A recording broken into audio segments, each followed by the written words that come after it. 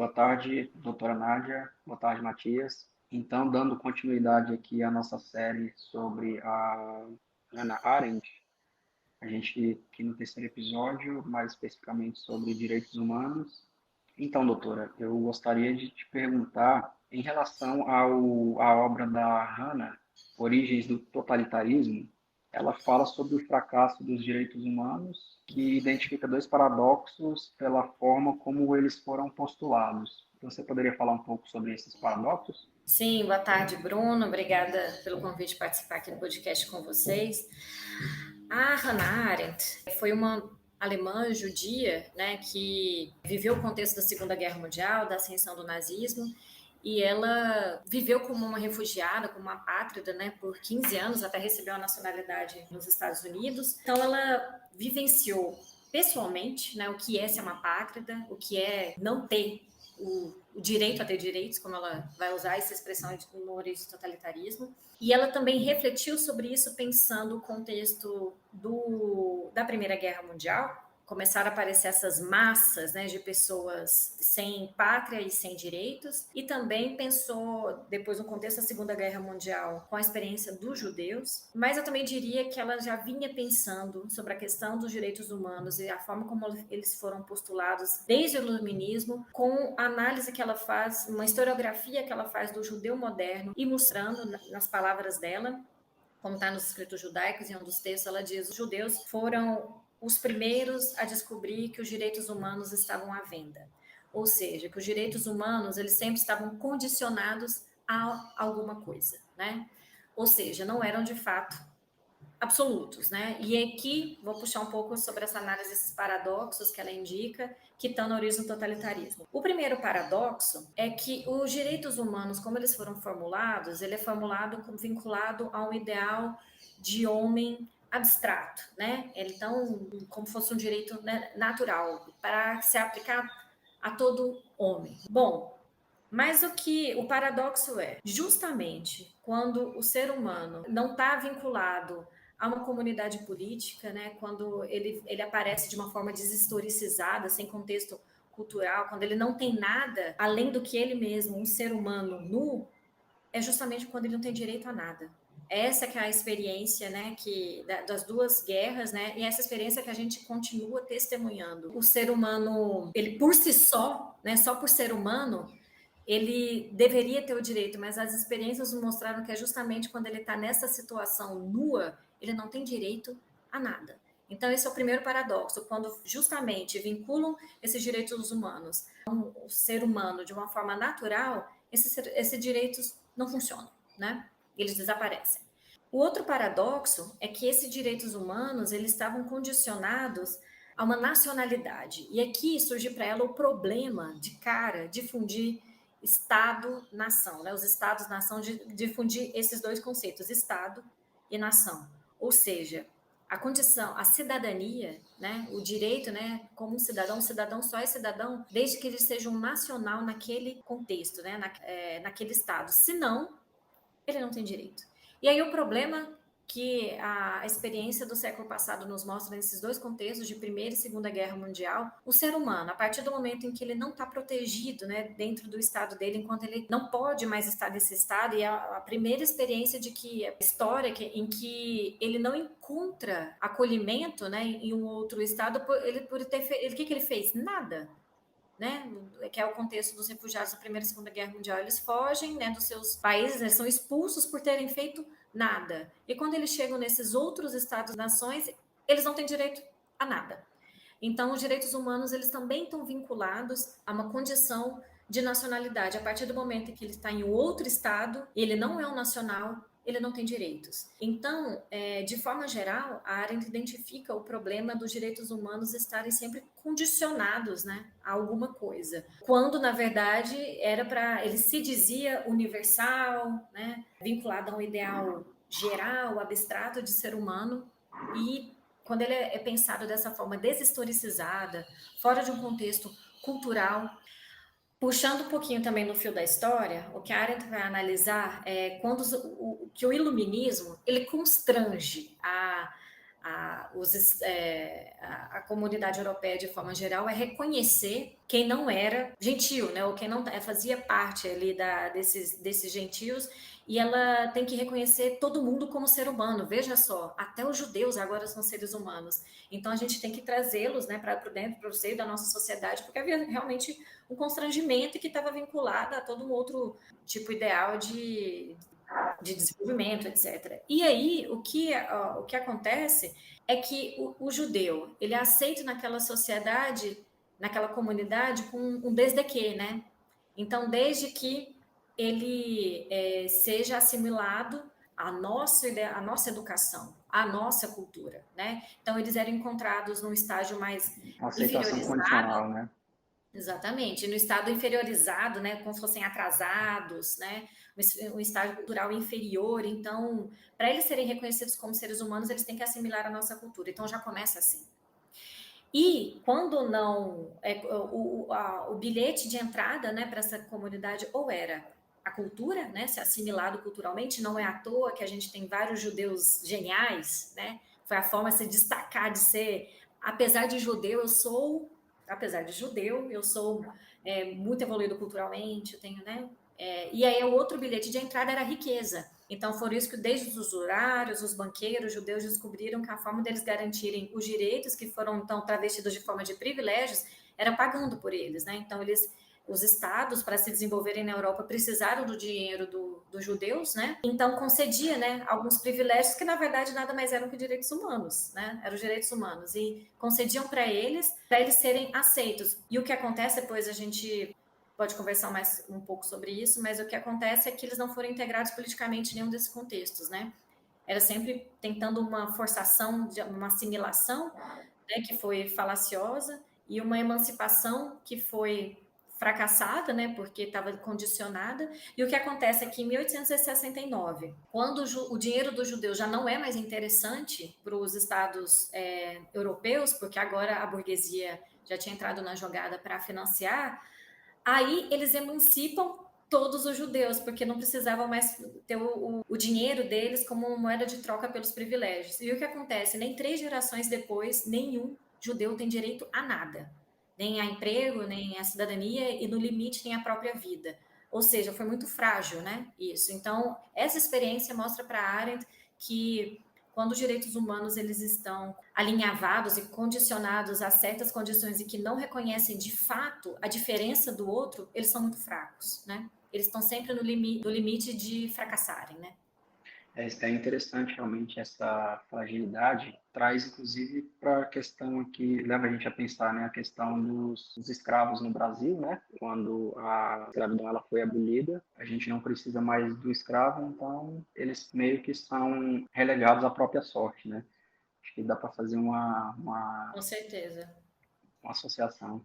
E esse paradoxo também realmente achei interessante, porque justamente quando o ser humano, né, enquanto um ser humano, quando ele está na sua condição de maior vulnerabilidade, lhe é negado, né, o básico que é a humanidade, né? E pegando um pouquinho essa questão dos apátridas, você acha que esse pensamento ele serve para pensar a questão dos refugiados hoje?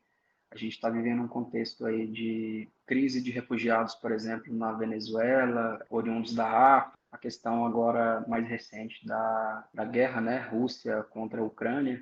Você acha que dá para fazer um paralelo com a situação que a gente vive hoje dos refugiados? Com certeza, Bruno. Eu acho que nas duas situações que você comenta, a gente consegue ver a atualidade do pensamento da área, principalmente porque se mantém viva a crítica dela do problema dessa coincidência entre Estado e nação para oferecer os direitos humanos aos cidadãos. Então, a gente permanece atual o problema de condicionar, né, os direitos à cidadania, à nacionalidade, né? Então, quando a gente tem, né, os venezuelanos no Brasil, né, por exemplo, né, quais os direitos que eles têm aqui? Eu acho que a gente pode pensar até assim como um fio de luz, assim, para ver uma possibilidade. Quando a gente pensa no Sistema Único de Saúde do Brasil, talvez seja um dos únicos direitos, né, esse direito à saúde, que é estendido a qualquer ser humano que esteja no Brasil, independente da nacionalidade, né? Agora imagino, mas veja a gente se vai para os Estados Unidos e é atropelado, o que acontece, né? E Se não num tiver país um seguro, né? Exatamente. Então, eu acho que essa crítica dela se mantém atual e a verdade é que muito mais grave, porque quando Arendt escreveu esse livro, a massa de apátrida era talvez 5 vezes menor do que a gente vive hoje, né? E o que se mantém atual também, Bruno, e aí puxando um pouco sobre a sua primeira observação muito boa em relação aos escravos no Brasil, é que teve uma emancipação que também estava condicionada a outros interesses, né? Quando já não enfim, teve um constrangimento também, né, que tinha que ter essa... Constrangimento da comunidade internacional, né? Principalmente. exatamente, tinha que oferecer essa emancipação, mas, e aí eu acho que tem a ver com o que a gente conversou no episódio passado sobre os ganhos sociais, que não conduzem necessariamente aos ganhos políticos, que foram oferecidos ganhos sociais, mas eles não foram incluídos efetivamente na comunidade política ou participar politicamente, né? Quando eles foram, por exemplo, poder votar. Mas mais grave, hoje em dia, em 2022, quanto do parlamento, do governo executivo, a gente tem de pessoas negras? É muito pouco. E a verdade é que enquanto não há a participação política efetiva, os direitos todos, sociais também, esses ganhos sociais são muito frágeis, né? Então, aqui volta, né, a atualidade do pensamento para a área que o direito a ter direitos, ele só é garantido e ele só pode ser efetivamente consolidado e protegido quando as pessoas participam daquela comunidade, são parte daquela comunidade, são parte como? Participando politicamente, ativamente, né? E daí essa importância, essa necessidade da gente ter, hoje em dia que você fala tanto da representatividade, por que tem tantas mulheres, né, no governo, por que tem indígenas, por que tem povo, né, pessoas pretas, para que esses direitos, esses ganhos não sejam frágeis e vulneráveis, mas e que tenha essa e que a pluralidade que a Arendt diz, né, que a base da política seja real e efetiva, para que alcance a todas as pessoas e não um tipo ideal, como vem se anunciando desde o iluminismo, que no caso, desde ali que se reproduz aqui, é o ideal de um homem branco, ocidentalizado com propriedade, né? Uma política feita para esse tipo ideal de homem, para o qual os direitos humanos foram formulados, né? Para quem foi pensada a política, e que se esses outros alcançarem essas outras camadas, alcançarem essa pluralidade humana, quem é diferente disso, todo mundo tem que estar participando da política, né? Então, eu acho que essa atualidade do pensamento dela também se afirma nessa necessidade, como a gente conversou no primeiro episódio, né? Prioridade da política, da necessidade de todo mundo participar politicamente, que haja essa efetividade dos direitos humanos e que para que haja os interesses comuns sejam realmente aquilo a ser pautado e orientar a política e a convivência entre os homens e por isso não ter um abandono do mundo, de tudo que é criado e é construído por nós.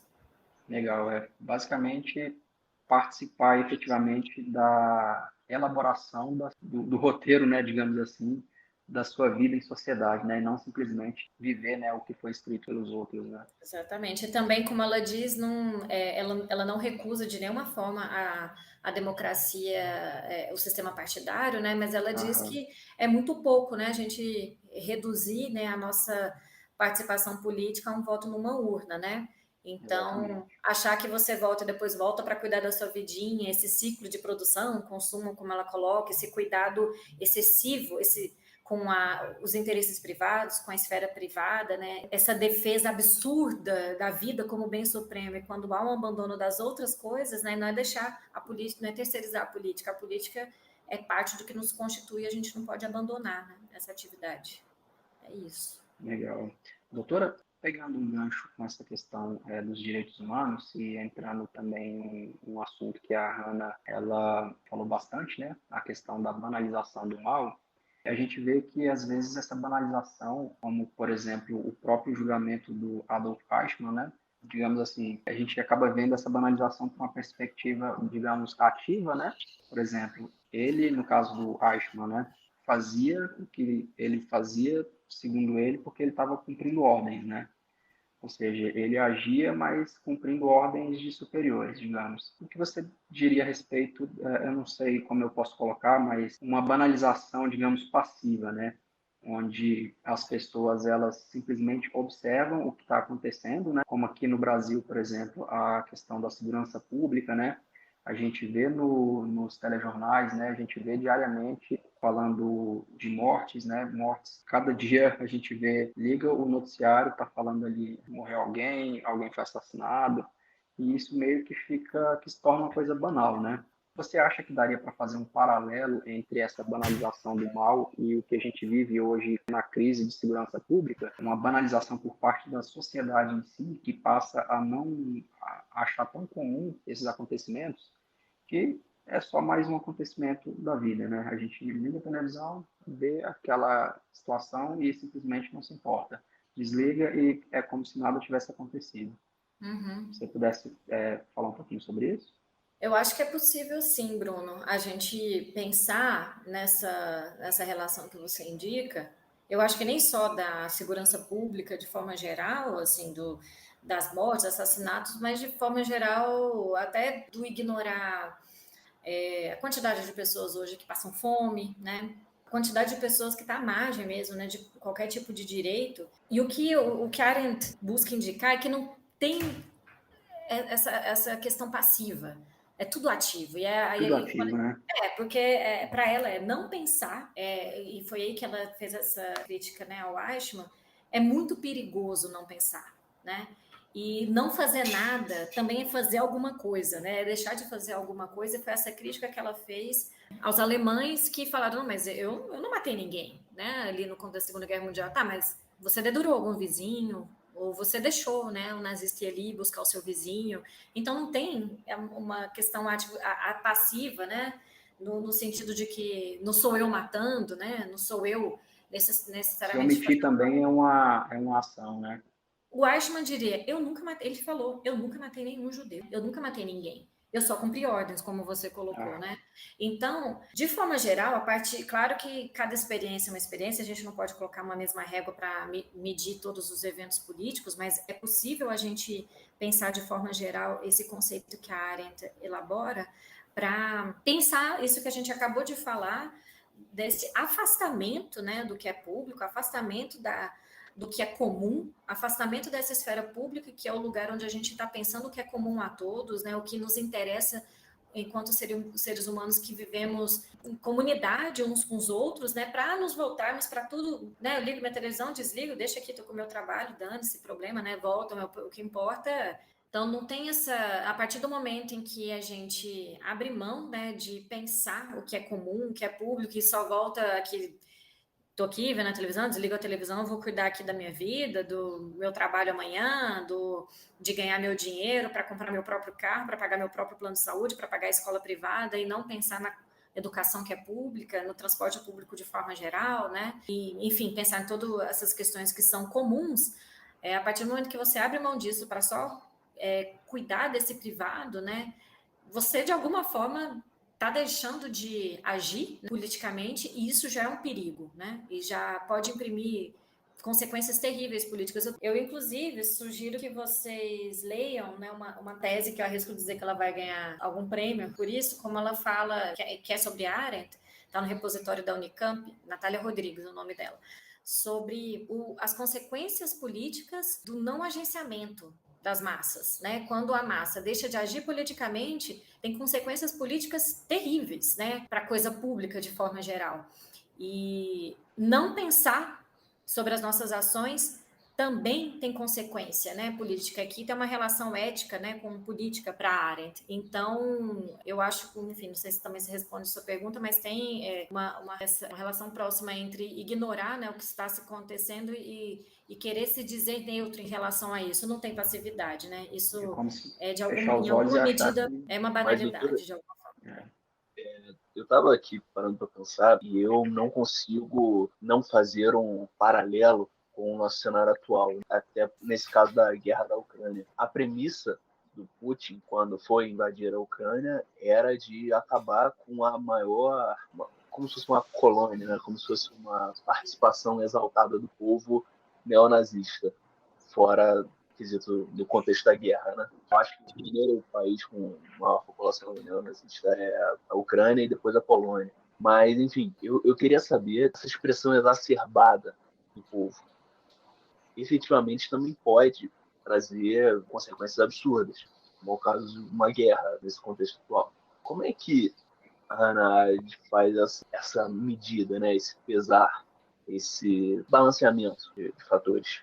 Você diz, deixa eu só ver se eu também entendi sua pergunta, do quanto essas mobilizações, nesse caso, né, da Ucrânia, que são neonazistas, né, o quanto esse não agenciamento impacta a política, é isso?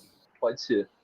Eu acho que, né, o que distinguiria, né, essa ação, né, de ser política ou não ser política, eu acho que acho que se relaciona um pouco com o que eu acabei de dizer do trabalho dessa minha colega, porque como é que a gente vai dizer que o que essa grande massa está fazendo, né? Eu acho que a sua pergunta se relaciona em alguma medida justamente a esse trabalho da minha colega, que eu acabei de mencionar, que é quais são os parâmetros para a gente dizer, né, o que uma massa neonazista está fazendo, né, as consequências políticas do que ela faz, e ela age coletivamente, ela vai para as ruas, né, e ela faz esse movimento que tem consequências trágicas políticas, é uma guerra e várias questões negativas, e dizer do que é de fato uma ação política, né, que se identifique do movimento realmente democrático, que também está nas ruas, que também é feito por pessoas coletivamente. Eu acho que tem um aspecto, sobretudo, que se destaca, que ela trabalha lá, ela faz uma análise histórica desde da formação do Estado-nação e da vitória dos valores ali, desde Hobbes, da propriedade, né, dos valores, né, como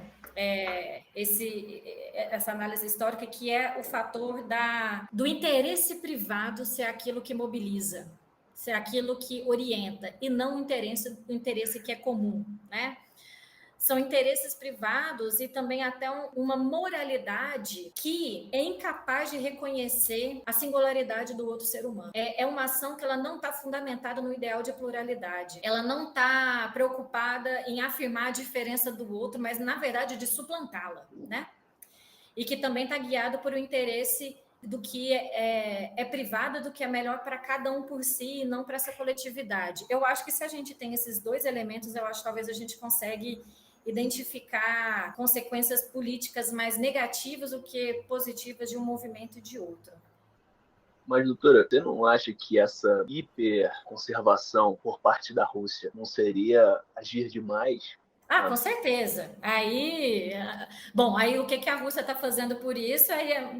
Para começar, a gente não pode nem dizer eu acho que a gente não pode nem dizer que a ação da Rússia está realmente pautada em combater isso, né? Exatamente. São outros interesses por trás. E, enfim, isso não justifica, né? E mesmo porque para a Arendt, se a gente for retomar realmente aqui nos termos arendtianos, para ela, violência é em si antipolítica. Ela é completamente rígida nisso para dizer o seguinte: a partir do momento em que a gente acabou com a nossa capacidade de conversar, de diálogo, não tem mais. Já não é mais política, né? É violência. Já não. Né? E aí para ela, a política seria esvaziada, a violência seria esvaziada, né, de política nesse sentido, né? Tem vários críticos que acham que ela coloca isso de uma forma muito rígida, não é exatamente assim, isso daria um outro papo, mas ela, em alguns momentos, ela força esse argumento de que a política não pode ser construída, né, com base na violência, nesse sentido de que a gente não pode prescindir nunca do diálogo e da construção de acordos, né? Então, enfim, o que a Rússia estaria fazendo, com certeza estaria sendo condenado por ela. Eu só estou retomando um pouco desse outro contexto do que estaria ali na Ucrânia, mas isso não justificaria. Perfeito. Então, a gente gostaria muito de te agradecer por ter concedido aí o seu tempo, trocar essa ideia com a gente, né? Foi muito legal. É isso. Muito obrigado. Mais uma vez, foi um prazer. Obrigada a vocês, gente. Um abraço, até a próxima.